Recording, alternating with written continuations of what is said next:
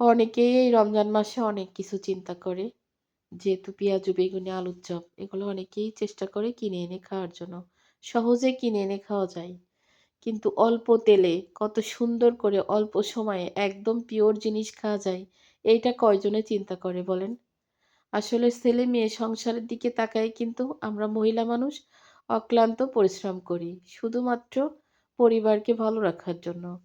তো সেই কিনে এনে আমরা কি খাবার খাচ্ছি, এইটা যদি আমরা একটুখানি বিবেচনা করে ভাবি, তাহলে কিন্তু কেনা খাবার কখনোই আর ছেলে-মেয়েদেরকে বা নিজেরা খেতেই চাইব না।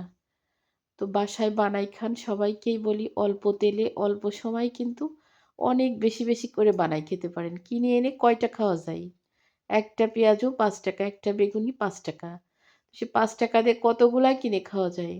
তো ১ পোয়া তেলে যদি ২০টা, ৪০টা, ৬০টা, ৭০ পিস হয় ১ পোয়া তেলে। তাহলে কিনে কেন খেতে যাবেন?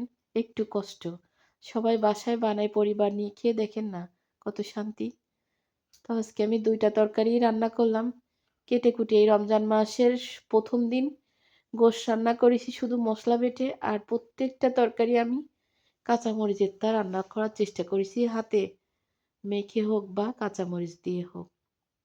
তো এখানে সিমের বিচি দিয়ে, একটা আলু দিয়ে বড় ওই যে মেদ মাছ আছে, মেদ মাছ দিয়ে টমেটো দিয়ে গা মাখা ঝোল রেখে রান্না করলাম। বাটা মাছ দিয়ে, একটা আলু দিয়ে, টমেটো দিয়েও রান্না করলাম।